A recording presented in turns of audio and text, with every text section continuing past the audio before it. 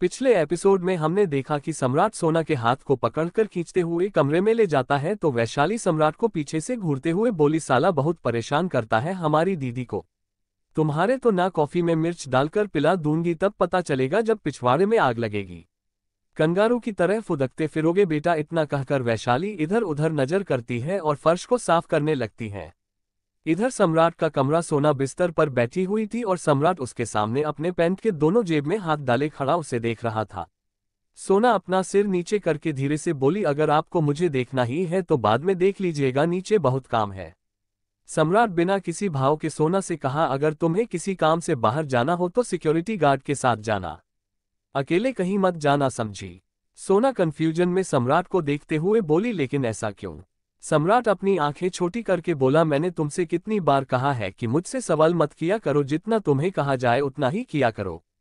सोना मुंह बनाकर बैठ जाती है। सम्राट सोना के सिर पर हल्का सा मार कर बोला, चलो मुझे ऑफिस जाना है और तुम्हारी उस झांसी की रानी ने पूरा नाश्ता फर्श को खिला दिया है।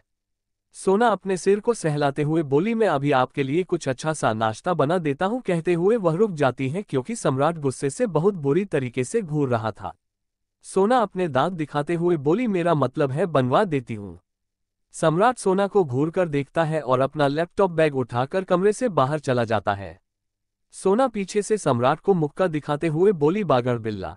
इतना कहकर वह भी कमरे से बाहर आ जाती है। जब सोना हॉल में आती है तो देखती है विराट, विप्लव और वैशाली फर्श को साफ कर रहे थे। सोना जल्दी से विराट के हाथ से पोछा लेते हुए बोली, मैं कर देती हूं। सम्राट सोना के हाथ से पोछा छीनते हुए बोला, नहीं तुम कुछ नहीं करोगी, इसकी पनिशमेंट है वह खुद पूरा करेगी। फिर सम्राट ने विराट और विप्लव की तरफ देखते हुए कहा, और तुम दोनों, यही काम रह गया है क्या तुम दोनों को करने के लिए? बाकी और कोई काम नहीं है? विप्लव डाइनिंग टेबल को साफ करते हुए बोला, गलती तो मेरी थी ना ब्रो। अगर मैं कमरे का दरवाजा खुला नहीं छोड़ता तो चाली बाहर नहीं आता और ना ही वैशाली डरती। वैशाली विप्लव के हाथ से कपड़ा लेते हुए बोली, अरे रहने दो, हमको ये सब काम करना आता है और सबसे जरूरी सारा काम हो चुका है, जाकर तुम हाथ पैर धोकर आओ। हमने तुम लोगों के लिए अच्छा सा ब्रेकफास्ट बनवाया है। सोना वैशाली के बात पर बोली, चलो मैं तुम्हारी मदद करती हूँ।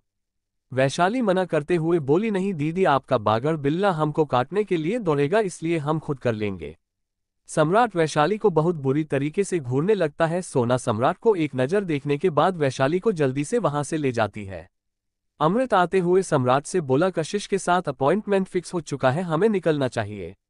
सम्राट अमृत की बात पर सिर हिलाता है और दोनों तुरंत वहां से ऑफिस के लिए निकल जाते हैं।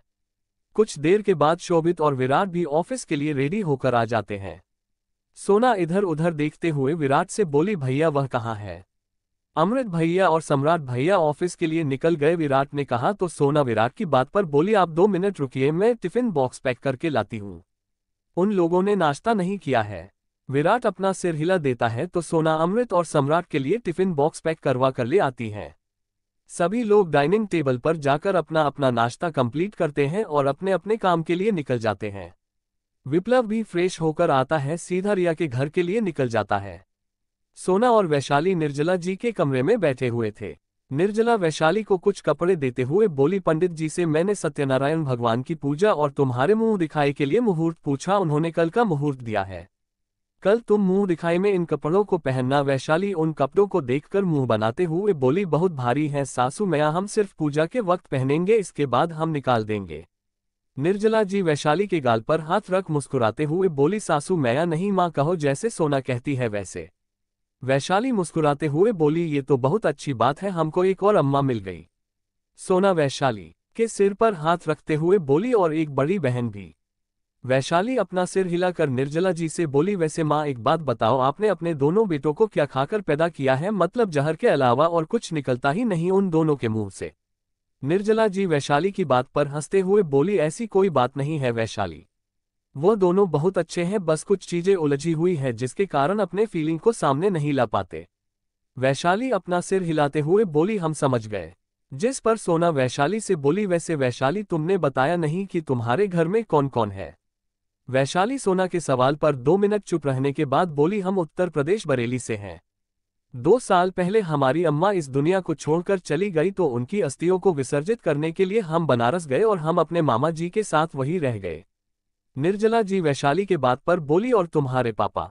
वैशाली बिना किसी भाव के बोली, हमें नहीं पता वह कौन है, कहाँ से है और अभी कहाँ है। तभी रचना अंदर आते हुए बोली, क्या बात है, ना बाप का पता ना खून की कोई पहचान, फिर भी इतना घमंड।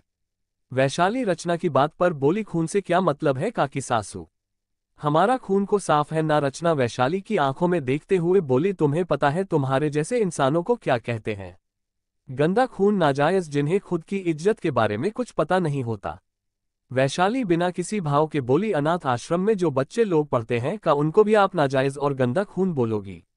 रचना गुस्से से बोली, सम्राट ने तुम्हें यहाँ रुकने के लिए कह दिया, इसका मतलब यह मत समझना कि मैं तुम्हारा कुछ नहीं कर सकती, बहुत कुछ कर सकती हूँ तुम्हारा।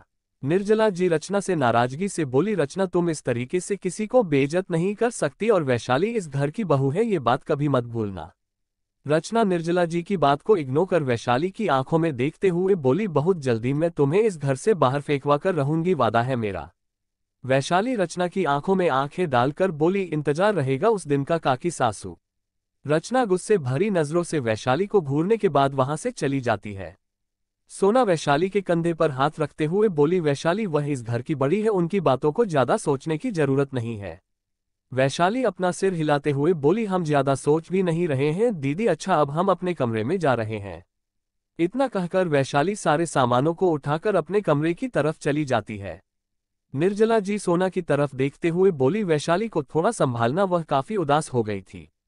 सोना अपना सिर हिलाकर बोली, उसकी फिक्र आप मत कीजिए मां, मैं उसे बिल्कुल चिल आउट करवा दूंगी। इतना कहकर सोना भी अपने कमरे की तरफ चली जाती है। इधर ओबरॉय इंडस्ट्रीज कॉन्फ्रेंस रूम, सम्राट अमृत और शोभित के साथ राजीव भी वहां पर बैठा हुआ था। राजीव सम्राट की तरफ देखते हुए बोला, सम्राट तुमने मीडिया में जो स्टेटमेंट दिया है उसका मतलब क्या है। डेविड अंदर आते हुए बोला, मैं बताता हूं तुम्हें। राजीव डेविड की तरफ देखता है तो डेविड एक कुर्सी छोड़कर दूसरी कुर्सी पर बैठते हुए बोला, वहां का एक बॉडीगार्ड मेरा आदमी है जिससे मैंने सारी इन्फॉर्मेशन निकली। 1 महीने पहले जब काव्या मैम अपने शादी से भागी थी तो वो कशिश से टकरा गई और कशिश उसे वाशिंगटन ले गया था, जिस कारण हम उसे ढूंढ नहीं पा रहे थे और जैसे ही वह लोग वापस आए हमें इन्फॉर्मेशन मिल गई। सम्राट डेविड के बात पर गुस्से से बोला, लेकिन अब देर हो चुकी है। कशिश रौनक के साथ अंदर आते हुए बोला, बिल्कुल सही कहा तुमने, बहुत देर हो चुकी है। सम्राट गुस्से से कशिश को घूरने लगता है।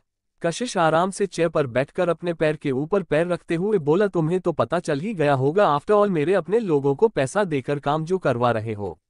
सम्राट अपने दांत पीसते हुए बोला, तुम चाहते क्या हो, कहाँ है काव्या। कशिश अपने हाथ आगे कर अपनी रिंग दिखाते हुए बोला, मेरे पास है।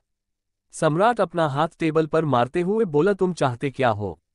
सम्राट के सवाल पर कशिश हंसते हुए बोला, ओबरॉय परिवार से रिश्ता जोड़कर हर बिजनेसमैन क्या पाना चाहता है, प्रॉफिट। ओबरॉय परिवार का जायदाद। शोभित अपनी चेयर से खड़ा होकर कशिश के कॉलर को मजबूती से पकड़कर गुस्से से बोला, हमें काव्या वापस चाहिए, फिर तुझे जितने पैसे चाहिए तुझे मिल जाएंगे।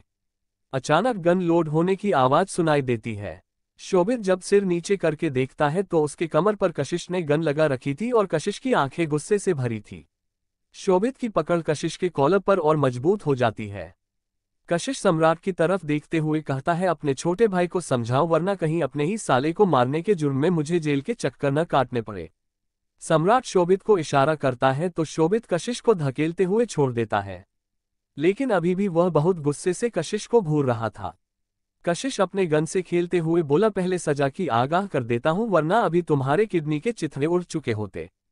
सम्राट कशिश को घूरते हुए बोला, तुम्हारी क्या दुश्मनी है मुझसे। कशिश हल्का सरकास्टिक वे में बोला, वैभव कपूर से तुम्हारी दुश्मनी थी जो तुम अपनी बहन उसे दे रहे थे। सम्राट अपने दांत पीसते हुए बोला, मैंने उसे अपनी बहन के लिए चुना था और उसने तुम्हारी बहन को अपनी प्यास बुझाने के लिए चुना था, कशिश ने कटाक्ष से भरी आवाज में कहा। सम्राट गुस्से से चिल्लाकर बोला, अपनी जुबान को लगाम दो कशिश मित्तल। कशिश अपनी आंखों में एक गुस्से का सैलाब लिए बोला, तुम बताओ कितने लोगों की जिंदगी बर्बाद करने का इरादा है तुम ओबरॉयज का। ये कभी मत भूलना, सम्राट ओबरॉय की कई परिवार के पेट की रोटी छीनकर तुम्हारा यह इंडस्ट्री यहां पर खड़ा हुआ है, जिनमें से एक मेरा परिवार भी है। सम्राट ने एक गहरी सांस लेते हुए बोला, काव्या को इस बारे में कुछ नहीं पता इसलिए उससे इन सब से दूर रखो। कशिश अपना हाथ टेबल पर मारते हुए चिल्लाकर बोला, क्यों दूर रखूं, क्या तुम मुझे मेरी बहन की इज्जत वापस लाकर दे सकते हो। क्या मुझे वह समय वापस लाकर दे सकते हो जब मैं अपने पापा के साथ होता था, नहीं दे सकते ना। तो भूल जाओ कि तुम्हारी बहन को मैं अपने कैद से आज़ाद करूंगा। अमृत जो शांत बैठा सब कुछ सुन रहा था कशिश से बोला, कशिश तुम्हारी नाराजगी जायज है लेकिन पूरी बात साफ नहीं है। तुम एक तरफा बात को सुनकर हम लोगों को दोषी करार नहीं कर सकते।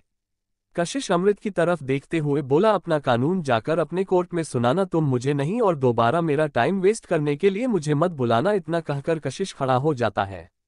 सम्राट गहरी सांस लेकर बोला, तुम्हें क्या चाहिए कशिश? कशिश पलटकर सम्राट की तरफ देखते हुए बोला, अब आए तुम लाइन पर। सब लोग कशिश की तरफ देखने लगते हैं तो कशिश फिर से अपनी कुर्सी पर बैठते हुए कहता है, तुम्हारे दादा रविंद्रनाथ ओबरॉय को मेरी मां से माफी मांगना होगा। मेरे पापा की इज्जत वापस करनी होगी। मिसाल फैशन डिजाइनिंग कंपनी का आधा% शेयर मुझे वापस चाहिए, तब जाकर मुझसे बात करने आना। अगर यह सारी कंडीशन तुम्हें मंजूर हो तो। सम्राट कशिश को बड़ी शिद्दत से घूरते हुए बोला, औकात से बढ़कर सपने देख रहे हो। कशिश सम्राट की आंखों में देखते हुए बोला, तुम्हारी बहन की इज्जत से बढ़कर है ये सारी चीजें। सम्राट अपने कुर्सी से खड़ा होकर गुस्से से बोला, बेबुनियादी चीज के लिए तुम चाहते हो कि मैं अपने दादाजी से तुम्हें माफी मांगने के लिए कहूं? ऐसा कभी नहीं होगा। कशिश कुर्सी से खड़ा होकर बोला, तो फिर ठीक है, तो तुम्हारी बहन भी तुम्हें कभी वापस नहीं मिलेगी। इतना कहकर कशिश कॉन्फ्रेंस रूम से बाहर चला जाता है।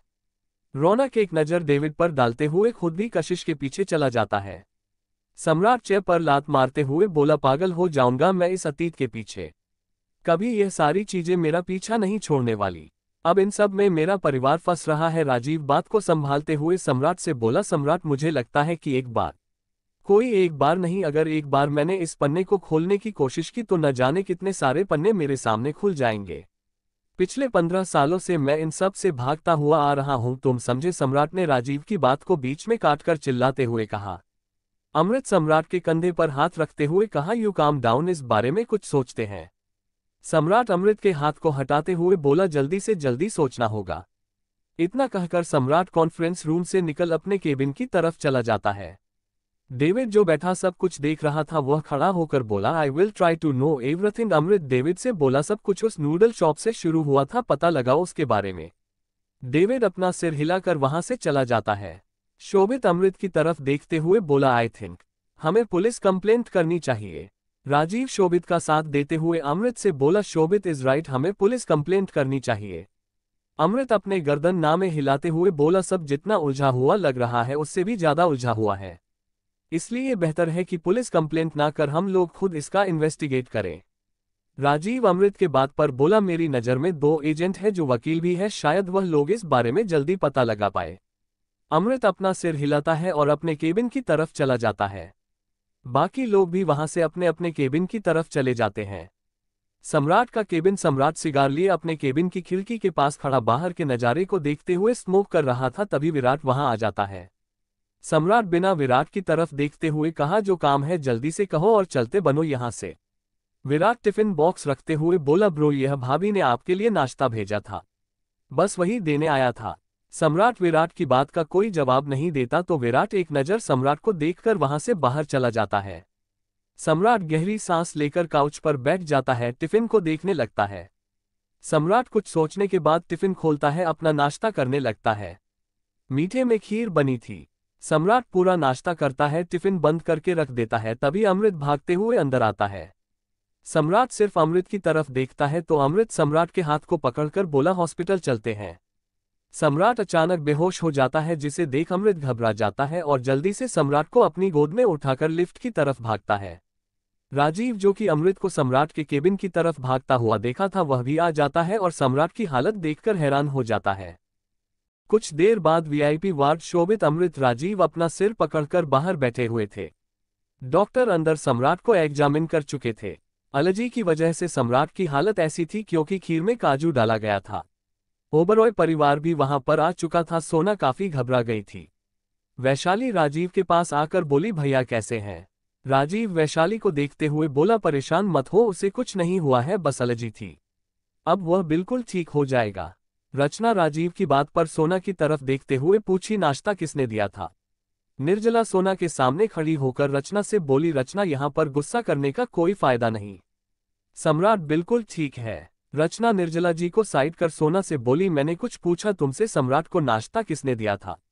सोना अपना सिर झुकाकर धीरे से बोली, I am I am sorry चाची, मुझे याद नहीं आया। रचना जोरदार थप्पड़ सोना के गाल पर जड़ देती है। सोना के आंखों में नमी तैर आती है। रचना सोना के बाजू को मजबूती से पकड़ गुस्से में चिल्लाकर बोली, तुमसे मैंने कहा था ना, सम्राट के लिए मैं थोड़ी सी भी चूक बर्दाश्त नहीं कर सकती। तुम्हें मैंने पहले ही बताया था कि उसे काजू और इलायची से एलर्जी है। उसकी हालत खराब हो जाती है, लेकिन तुमने गैर जिम्मेदारी बरती। ऐसा ख्याल रखोगी तुम सम्राट का? सोना का गाल लाल हो गया था, उसके आंखों से लगातार आंसू बह रहे थे, लेकिन वह रचना को कुछ नहीं कहती। वैशाली सोना के पास आकर रचना को सोना से दूर धकेलकर बोली, ओ काकी, सासू बीबी है वह आपके सम्राट की, उसकी नौकरानी नहीं। और सबसे जरूरी बात, साला लड़की अगर सह रही है तो क्या उसके ऊपर चढ़ने की कोशिश करोगी? रचना गुस्से से वैशाली की तरफ देखते हुए उसे मारने के लिए हाथ ऊपर करती है तो अमृत रचना के हाथ को पकड़कर कहता है, बस कीजिए चाची, गलती इंसान से ही होती है। सोना हर वक्त फ्री नहीं होती, अगर दिमाग से उतर गया तो कौन सा बहुत बड़ा पहाड़ टूट गया। सम्राट बिल्कुल ठीक है। इतना कहकर अमृत रचना के हाथ को छोड़ देता है। रचना गुस्से भरी नजर से वैशाली की तरफ देखने के बाद अमृत से बोली, तुम अपनी बीवी का पक्ष ले रहे हो? वैशाली रचना की बात पर बोली, खीर हम बनाए थे और आपके सम्राट के लिए अलग से बनाए थे। काहे कि ऐसा हमें सोना दीदी ने करने को कहा था। टिफिन दीदी ने पैक करके विराट भैया को दिया तो गलती किसकी? विराट भैया की हुई ना, क्योंकि उन्होंने टिफिन में अदला बदली की। तो जाकर मारो ना उनको। दीदी को काहे मार रही हो? पूरी बात क्लियर होने के बाद रचना आगे कुछ नहीं कहती। निर्जला रचना की तरफ देखते हुए बोली, मैंने तुमसे पहले ही कहा था कुछ मत कहो, मिल गया कलेजे को ठंडक। रचना निर्जला जी की बात पर बोली, सम्राट ठीक है, इसलिए कुछ नहीं कर रही हूं, अब आप चुप रहिए। वैशाली सोना को कुर्सी की तरफ ले जाते हुए बोली, इतना सीधा रहना भी अच्छा नहीं होता। सोना वैशाली को समझाते हुए बोली, वो चाचा जी के लिए बहुत ज्यादा मायने रखते हैं, वह बहुत प्यार करते हैं अपनी चाची से और चाचा जी भी उन्हें अपना बेटा समझती है, इसलिए गुस्से में उन्होंने थप्पड़ मार दिया। वैशाली मुंह बनाते हुए बोली, अच्छा तो आप अपने पति के लिए मार भी खा लोगी? क्या बात है? सोना वैशाली की बात पर हल्का मुस्कुराकर बोली, अब मेरे पति बिल्कुल ठीक है। वैशाली सोना की आंखों में देखते हुए बोली, आपको पता है दीदी, जितना कोई कमजोर बनने की कोशिश करता है लोग उसे और ज्यादा कमजोर बनाते हैं। जब तक आप अपने लिए स्टैंड नहीं लोगी ना, तब तक कोई तुम्हारी इज्जत नहीं करेगा। सोना आगे कुछ नहीं कहती। अमृत आइस पैक लाकर सोना को देते हुए बोला, गाल पर लगा लो, दर्द हो रहा होगा। सोना ने आइस पैक लेते हुए कहा, थैंक यू। सोना अपने गाल पर आइस पैक लगा लेती है तो उसके मुंह से हल्की सी आह निकल जाती है। वैशाली दांत पिसते हुए बोली, साला मौका मिलेगा ना तो सबसे पहले इसकी सम्राट और इस खड़ूस काकी सासू का ही इंतजाम करेंगे हम। जमालगोटा मिलाकर पिला देंगे दोनों को। अमृत वैशाली को घूरते हुए बोला, पहले तो तुम तमीज सीख लो बात करने का। वैशाली अमृत के बात पर बोली, तुम्हारे पास ज्यादा होगा तो हमको बेच दो, कितना रुपया लगाओगे किलो का बता दो, अगर हमारे औकात के अंदर हुआ तो खरीदे लेंगे। अमृत ने खींचते हुए कहा, तुमसे तो बात करना ही बेकार है, तो मत करो। तुमको कौन कह रहा है हमसे बात करने के लिए? तुम ही तो हो जो आकर हमसे बतिया रहे हो, तुमको तो बड़ा मिची मिची उठी है ना। वैशाली ने तुनक कर जवाब दिया। अमृत वैशाली की तरफ बढ़ते हुए बोला, किसी दिन मैं तुम्हारा गला काट दूंगा। वैशाली खड़ी होकर अपने कमर पर हाथ रखकर अमृत की तरफ बढ़ते हुए बोली, और हम भी तुम्हारे कनपटी पर गोली मारेंगे, अब बताओ क्या कहते हो? शोभित जाकर अमृत को पकड़ लेता है, राजीव जाकर वैशाली को। राजीव ने इरिटेट भरी आवाज में कहा, यार हमको समझ नहीं आता, तुम दोनों चुंबक के नॉर्थ और साउथ की तरह हो, तुम दोनों मिले कैसे? अमृत और वैशाली एक साथ बोले, स्टेशन में मिले थे। सोना ने हंसते हुए कहा, बस बस बहुत हो गया, कितना लड़ोगे आप दोनों? वैशाली और अमृत एक साथ बोले, इससे कहो कहते हुए एक दूसरे को इशारा करते हैं, फिर अपना अपना चेहरा फेर लेते हैं। तभी डॉक्टर बाहर आता है और तभी राजेंद्र जी पीताम्बर जी ऑफिस से अस्पताल पहुंचते हैं। वह दोनों ऑफिस में थे, जिसके कारण उन लोगों को आने में देरी हो गई थी। उनके साथ में विप्लव और विराट भी थे।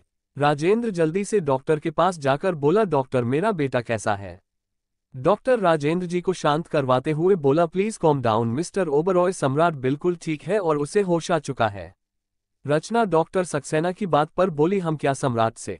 डॉक्टर रचना की बात पर सिर हिला देता है तो रचना, निर्जला जी, पीताम्बर जी, राजेंद्र जी जल्दी से अंदर चले जाते हैं। वैशाली धीरे से मुंह बनाते हुए बोली, इतनी जल्दी होश आ गया, बहुत जान है ससुरे में। अमृत वैशाली को आंखें दिखाता है तो वैशाली भी आंखें दिखाते हुए कहती है, तुम्हारी चाची तो बहुत फुदक रही थी, हमारा सम्राट को कुछ हो गया तो ऐसा वैसा कैसे होश आ गया उसको इतना जल्दी, और हमको अपने चंदेल आंखों से घूरना बंद करो, बता रहे हैं। अमृत सिर झटककर वार्ड के अंदर चला जाता है।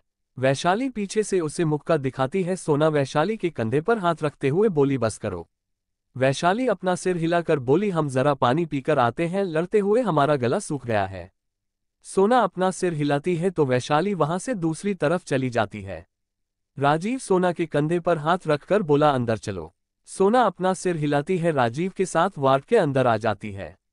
इधर वैशाली जब पानी पीकर पलटती है तो उसकी नज़र हॉस्पिटल में लगे टीवी पर जाती है, जिस पर न्यूज़ चल रही थी। उस न्यूज़ को एक नज़र देखने के बाद वैशाली आगे की तरफ बढ़ जाती है। वैशाली आगे बढ़ती है कि वह एक औरत से टकरा जाती है जिसने एक आदमी की व्हीलचेयर संभाल रखी थी और उस औरत के हाथ से उसका फोन गिर जाता है। वैशाली फोन को उठाकर उस औरत को देते हुए जल्दी से बोली, सॉरी हम जल्दबाजी में थे। कहते हुए उसकी नज़र व्हीलचेयर पर बैठे आदमी की तरफ जाती है और वह उसे इग्नोर करके सम्राट के वार्ड की तरफ निकल जाती है। व्हीलचेयर पर बैठा आदमी जो कि लकवाग्रस्त था, वैशाली को देखकर मूवमेंट करने लगा और चिल्लाने लगा, लेकिन उसकी आवाज नहीं निकल रही थी। जिस औरत ने उसे संभाल रखा था वह जल्दी से डॉक्टर को चिल्लाती है और डॉक्टर जाकर उस आदमी को लेकर बोर्ड की तरफ चला जाता है। इधर सभी लोग सम्राट से मिल चुके थे। सोना सम्राट के पास आकर बोली, आप ठीक हो ना? सम्राट अपना सिर हिला देता है तो सोना हल्का सा मुस्कुरा देती है। शोभित सम्राट की तरफ देखते हुए बोला, डॉक्टर ने कहा है कि आप घर पर प्रॉपर रेस्ट करेंगे तो ही आप घर जा सकते हैं। सम्राट शोभित की बात पर बोला, मैं घर जाऊंगा। शोभित अपना सिर हिलाकर घर वालों की तरफ देखते हुए बोला, शाम हो रही है, आप लोग घर चलो, हम लोग सम्राट भाई को लेकर आते हैं। शोभित की बात पर घर के सभी बड़े अपना सिर हिलाते हुए वार्ड से बाहर निकल जाते हैं। सम्राट सोना को अपनी तरफ आने का इशारा करता है। सोना उसके पास जाती है। सम्राट सोना को और करीब आने का इशारा करता है। सोना अपना कान सम्राट की तरफ कर देती है। सम्राट सोना को देखते हुए कहा, तुम्हें किसने थप्पड़ मारा? सोना सम्राट की बात पर जल्दी से बोली, किसी ने नहीं, वह मच्छर था, गलती से मैंने ही जोर से मार दिया अपने गाल पर। वहां खड़ा राजीव सोना के साफ झूठ को देख रहा था। सम्राट सोना को घूरता है, फिर राजीव से कहता है, क्या हुआ था? राजीव सोना की तरफ देखता है जो अपनी प्लीडिंग भरी नजरों से उसे देख रही थी। सम्राट उन दोनों की नजरों की इशारेबाजी को समझते हुए तेज आवाज में राजीव से कहा, राजीव मैंने पूछा सोना के गाल पर थप्पड़ के निशान कैसे हैं और उसे किसने थप्पड़ मारा है? सोना सम्राट की बात पर जल्दी से बोली, गलती मेरी थी। सम्राट अपनी आंखें छोटी करके बोला, वो तो मैं डिसाइड करूंगा कि गलती किसकी थी। वैशाली अंदर आते हुए बोली, आपकी चाची ने थप्पड़ मारा है। सम्राट सोना को एक नज़र देख वैशाली से पूछा, क्यों? वैशाली व्यंग भरी मुस्कान के साथ बोली, का सच में आपको अपने क्यों का जवाब चाहिए तो सुनो, आपकी चाची को लगता है कि आपकी दासी, हमारा मतलब आपकी पत्नी सोना जी ने जानबूझकर आपको मारने की कोशिश की है, खीर में काजू मिलाकर। सम्राट सोना की तरफ देखते हुए कहा, और तुमने उन्हें कुछ नहीं कहा? सोना सम्राट की बात पर धीरे से बोली, उन्हें गलतफहमी हो गई थी। सम्राट राजीव की तरफ देखते हुए बोला, डिस्चार्ज होने में कितना वक्त लगेगा? शोभित अंदर आते हुए बोला, आपका डिस्चार्ज हो गया है भाई, चले घर। सम्राट अपना सिर हिलाता है, सोना के गले में हाथ डाल उसके सहारे खड़ा हो जाता है। सोना एक पल के लिए हैरान होती है, लेकिन उसे खुशी भी महसूस हो रही थी। फिर वह लोग वहां से निकल जाते हैं। विप्लव का फोन बजने लगता है। विप्लव देखता है उसे रिया कॉल कर रही थी। विप्लव कॉल अटेंड करते हुए बोला, हाँ हाँ भाई बिल्कुल ठीक है, तू ज्यादा परेशान मत हो। रिया विप्लव की बात पर बोली, हाँ मैं ज्यादा परेशान नहीं हो रही हूँ, तू ये बता तू अभी कहाँ है, मुझे तुझसे कुछ जरूरी बात करनी है, मिले क्या? विप्लव कुछ देर सोचने के बाद बोला, अच्छा चल ठीक है, मैं तुझे कैफे के बाहर मिलता हूँ। रिया ने ओके कहकर कॉल कट कर दिया तो विप्लव भी कैफे के लिए निकल जाता है। यहाँ अमरावती मित्तल मेंशन काव्या कमरे में सिंपल लाल साड़ी में मिरर के सामने बैठी हुई थी। उसकी आंखों में हल्की नमी थी। तभी उसे मिरर में सुधांशु का अक्ष दिखने लगता है जो उसे आंख मारते हुए थम्स अप दिखा रहा था। काव्या के उदास चेहरे पर एक मुस्कान आ जाती है और वह मिरर में देखते हुए धीरे से बोली, कैसी लग रही हूं मैं? सुधांशु हल्का मुस्कुराकर बोला, बिल्कुल वैसी जैसी सीनियर्स के फेयरवेल पर लग रही थी, ब्यूटीफुल एंड हॉट। काव्या खिलखिलाकर हंस पड़ती है। पलट कर देखती है तो वहां कोई नहीं था। काव्या के मुस्कुराते हुए चेहरे पर एक बार फिर उदासी अपनी जगह बना लेती है। तभी कमरे का दरवाजा खुलता है। कशिश अंदर आता है। कशिश की नजर काव्या पर जाती है तो वह उसे एकटक देखते हुए अपने कदम उसकी तरफ बढ़ा देता है। काव्या कशिश को अपनी तरफ आता हुआ देखकर अपने कदम पीछे करते हुए बोली, तुम मेरे पास क्यों आ रहे हो? कशिश उसकी बातों का बिना कोई जवाब दिए बस अपने कदम उसकी तरफ बढ़ा देता है। काव्या पीछे जाते हुए ड्रेसिंग टेबल से टकरा जाती है। जिस कारण चूड़ी या शोर करने लगती है। काव्या नाराजगी से बोली, तुम मेरे पास क्यों आ रहे हो? कशिश काव्या के बिल्कुल पास आकर ड्रेसिंग से सिंदूर की डिब्बी उठाकर काव्या के मांग में भरकर बोला, कल ही शादी हुई है हमारी, इस तरीके से सिंदूर को सिर से नहीं हटाया करते, पति की उम्र कम हो जाती है। क्या तुम मुझे मारना चाहती हो? ये कहकर कशिश चूड़ियां उठाकर काव्या के हाथ में पहनाने लगता है। काव्या नम आंखों से कशिश की तरफ देखते हुए बोली, ऐसा क्यों कर रहे हो मेरे साथ? जाने दो मुझे। कशिश काव्या के कान में झुमके पहनाते हुए बोला, तुम्हारे भाई से मिलकर आया हूं, वह मेरी बात मान ले मैं तुम्हारी बात मान लूंगा। काव्या कशिश की तरफ देखते हुए बोली, तो मुझसे शादी क्यों की? कशिश काव्या को मिरर की तरफ मोड़ देता है और पीछे से काव्या को गले लगा कर कहता है, तुम्हें छोड़ने के लिए। इतना कहकर वह मिरर में से काव्या को देखते हुए आंख मारता है और काव्या से दूर हो जाता है। काव्या कशिश को एकटक देखने लगती है। कशिश काव्या को इग्नोर करते हुए वॉशरूम की तरफ चला जाता है। कुछ देर के बाद कशिश फ्रेश होकर बाहर आता है। काव्या कशिश की तरफ देखते हुए बोली, तुमने कहा था कि तुम्हारी फैमिली वाले आ रहे हैं। कशिश अपना सिर हिलाकर बोला, शाम को उनकी फ्लाइट टेक ऑफ कर रही है, तब तक उनके डिनर की तैयारी कर लो या फिर तुम्हें खाना बनाना ही नहीं आता। काव्या कशिश की बात पर बोली, मुझे खाना बनाना आता है, लेकिन सोचा नहीं था जिसके लिए खाना बनाना सीखा था उसके अलावा किसी को खाना बनाकर खिलाना पड़ेगा। कशिश जो कि क्लोजेट की तरफ जा रहा था, काव्या के जवाब पर रुक जाता है। पलटकर काव्या को घूरते हुए कहता है, अपना प्रेम पुराण मेरे सामने मत खोल करो, गुस्सा आता है मुझे। काव्या कशिश की बात पर बोली, हाँ तो तुम भी कान खोल कर सुन लो, मेरे होठों से निकले हर अल्फाज में तुम्हें सिर्फ सुधांशु का जिक्र महसूस होगा। कशिश अपनी मुट्ठी मजबूती से बंद करके बोला, काव्या ओबरॉय, मुझे अपने साथ गलत व्यवहार करने पर मजबूर मत करो, वरना मैं उस लड़के को नहीं छोड़ूंगा। सुना है ट्यूशन पढ़ाता है वह। सोचो, कॉलेज में अगर क्वेश्चन पेपर चुराने के इल्जाम में पुलिस स्टेशन चला गया तो उसकी तो पूरी जिंदगी बर्बाद हो जाएगी। काव्या गुस्से से कशिश को घूरने लगती है तो कशिश तिरछी मुस्कान के साथ कहता है, मेरी कोई कमजोरी नहीं है, लेकिन तुम्हारे आशिक की बहुत सी कमजोरी है। सिर्फ एक चुटकी और मिडिल क्लास से रोड क्लास हो जाएगा वह। काव्या कशिश के बात पर कुछ नहीं कहती और कशिश क्लोजेट की तरफ चला जाता है। इधर विप्लव रिया के आने का इंतजार कर रहा था कि रिया विप्लव के अपोजिट डायरेक्शन से उसे देखते हुए अपनी स्कूटी से आने लगती है। सामने ध्यान न होने के कारण वह गलती से सामने खड़ी कार को हिट कर देती है। विप्लव जो रिया को देख रहा था वह रोड क्रॉस करते हुए रिया की तरफ आने लगता है। वही रिया जिसने अपने सामने खड़ी फरारी को ठोका था, उस फरारी में बैठा लड़का बाहर आता है। रिया उस लड़के की तरफ देखती है जो कि दिखने में काफी अमीर लग रहा था। रिया उसे जैसे ही कुछ कहने के लिए मुंह खोलती है कि वह लड़का एक जोरदार थप्पड़ रिया के गाल पर जड़ देता है। अचानक उस आदमी के थप्पड़ मारने पर रिया जमीन पर गिर जाती है, उसके होंठ के किनारे फट चुके थे। रिया अपने गाल पर हाथ रख जमीन पर बैठी हुई थी। वह लड़का कुछ पैसे रिया के ऊपर फेंक कर बोला, अपने चेहरे का हुलिया ठीक करवा लेना और don't show your face again. इतना कहकर वह लड़का जाकर अपनी फरारी में बैठ जाता है। फुल स्पीड में वहां से निकल जाता है और उसके पीछे एक महिंद्रा भी निकल जाती है। इधर विप्लव जो कि रोड क्रॉस कर रहा था वह जल्दी से रिया के पास आता है। उसके चेहरे को पकड़कर ऊपर करता है। रिया की आंखों में आंसू थे और वो विप्लव की तरफ आंखों में नमी लिए देख रही थी। विप्लव रिया को उठाते हुए बोला, तूने उसका चेहरा देखा है? रिया ने रोते हुए कहा, बहुत जोर से मारा मुझे, बिना गलती के मारा, मैं तो उसे सॉरी कहने वाली थी। विप्लव इधर उधर देखता है तो उसकी नज़र सीसीटीवी कैमरे पर जाती है। वह रिया का हाथ पकड़कर उठाता है और उसे लेकर कैफे की तरफ चला जाता है। कौन है वह आदमी जो वैशाली को देखकर मूवमेंट कर रहा था? क्या सम्राट इस बार सोना के लिए स्टैंड लेगा? कैसी रहेगी कशिश के फैमिली वालों के साथ काव्या की पहली मुलाकात? क्या सम्राट मान जाएगा कशिश की शर्त? क्या हुआ था सम्राट के अतीत में? कौन है वह आदमी जिसने रिया को थप्पड़ मारा था? क्या विप्लव इस बारे में पता लगा पाएगा?